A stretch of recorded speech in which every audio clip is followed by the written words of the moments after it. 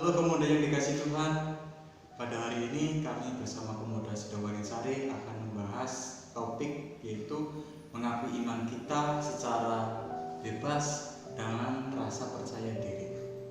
Di sini ada 3 poin yang akan kami bahas. Yang pertama, apakah itu iman? Yang kedua, 4 hal dalam kerasulan baru.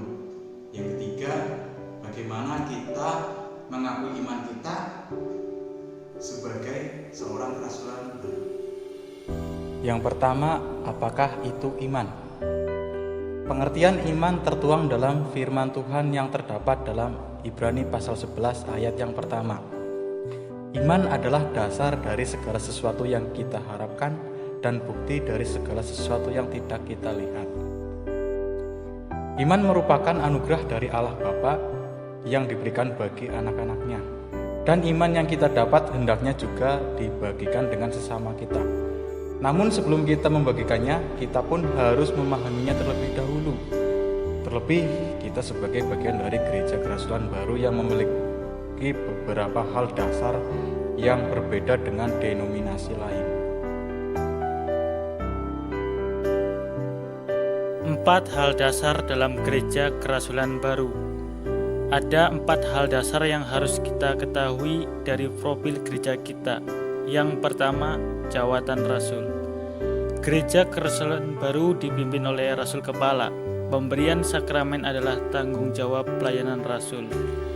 Para rasul memiliki wewenang untuk mengajar, berwenang untuk mengampuni dosa dalam nama Yesus Kristus, dan memiliki kewenangan untuk mengkhotbahkan Injil. Yang kedua, kemeteraian kudus. Di dalam gereja kerasulan baru, terdapat 3 sakramen yang dibagikan. Yang pertama adalah baptisan kudus, kemudian perjamuan kudus, dan kemeteraian kudus. Yang pertama, baptisan kudus merupakan penghapusan dosa asal. Yang kedua, perjamuan kudus dikenal sebagai ekaristi yang berarti mengucap syukur, perjamuan Tuhan atau memecahkan roti. Yang ketiga, sakramen kemeteraian kudus adalah pemberian karunia Roh Kudus melalui doa dan penumpangan tangan dari seorang rasul. Jiwa yang dimeteraikan dipanggil untuk berperan serta dalam kembalinya Kristus. Seperti yang tertuang di dalam Efesus pasal 1 ayat 13-14. Di dalam Dia kamu juga, karena kamu telah mendengar firman kebenaran, yaitu Injil keselamatanmu. Di dalam Dia, kamu juga ketika kamu percaya, dimeteraikan dengan Roh Kudus yang dijanjikannya itu. Dan Roh Kudus itu adalah jaminan bagian kita sampai kita memperoleh seluruhnya, yaitu penebusan yang menjadikan kita milik Allah untuk memuji kemuliaan-Nya. Yang ketiga, perawatan bagi jiwa yang telah meninggal. Dalam gereja kerasulan baru, perjamuan kudus untuk jiwa yang telah meninggal dirayakan oleh rasul kepala dan para rasul distrik setiap hari Minggu. Pelayanan khusus diadakan 3 kali dalam setahun, di mana sakramen baptisan kudus, kemeteraian kudus juga dibagikan kepada orang yang telah meninggal. Ini juga menunjukkan bahwa Allah menghendaki agar semua manusia diselamatkan. Hal khusus ini biasanya kita sebut sebagai kebaktian istimewa. Yang keempat, persiapan kedatangan kembali Kristus. Dalam gereja kerasulan baru, persiapan kembalinya Kristus segera adalah titik pusat khotbah. Tujuan utama gereja kita adalah mempersiapkan jiwa untuk menjadi mempelai Kristus bagi kedatangan kembalinya Tuhan seperti yang dijanjikan. Bagaimana kita dapat berbicara tentang iman dan mengaku bahwa kita seorang kerasulan baru? 1. Yakin akan iman yang kita miliki. Pada dasarnya, iman bukan hanya tentang apa yang mampu kita ungkapkan melalui perkataan saja, melainkan juga melakukan apa yang kita yakini.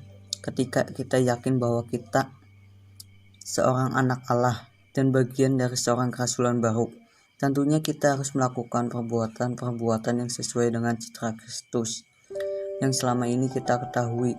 kita meyakinkan orang lain akan iman kerasulan baru kita ketika kita sendiri menjalankan iman sebagai orang Kristen kerasulan baru dengan sukacita dan keyakinan. Kedua, bertindak tanpa rasa takut dan menunjukkan rasa percaya diri. Ketika kita ingin mengakui iman kita, itu artinya kita bukan hanya yakin dengan apa yang kita percayai, tanpa membagikannya kepada orang lain. Hanya mereka yang percaya diri, antusias yang bisa meyakinkan dan menginspirasi orang lain. Karena ketakutan akan muncul ketika saudara kita yakin akan diri sendiri. Takut salah, atau jika tidak tahu bagaimana cara menyampaikannya. Kita hidup di masa di mana kepentingan dalam iman Kristen telah sangat berkurang. Terkadang kita merasa sungkan mengakui iman kita, takut jika orang lain tidak akan menerima kita, atau bahkan kita akan hidup dengan kondisi yang kurang beruntung karena iman yang kita miliki. Padahal, kita dapat meyakinkan orang lain akan iman kerasulan baru yang kita miliki ketika kita sendiri menjalankan iman sebagai orang Kristen kerasulan baru dengan sukacita dan penuh keyakinan. Pengakuan iman membutuhkan keberanian secara nyata, karena hanya mereka yang yakin, antusias, dan percaya diri yang dapat menginspirasi orang lain. Kita tidak hanya mengakui iman kita dengan membicarakannya saja, melainkan harus menjadi saksi-saksi Kristus. Kesaksian terbaik yang dapat kita berikan bukan hanya dalam perkataan, tetapi juga dalam perbuatan kita. Kita harus memiliki hidup yang sesuai dengan iman kita. Dengan demikian, kita kemudian dapat menarik perhatian sesama kita untuk mengetahui lebih lagi mengenai pekerjaan Allah, kehadirannya, kasih-Nya, dan janji keselamatannya. Oleh karena itulah, jangan takut untuk bersaksi, jangan sungkan untuk mengakui iman kita, karena seperti ada tertulis pada firman Allah bahwa iman tanpa perbuatan hakikatnya adalah mati.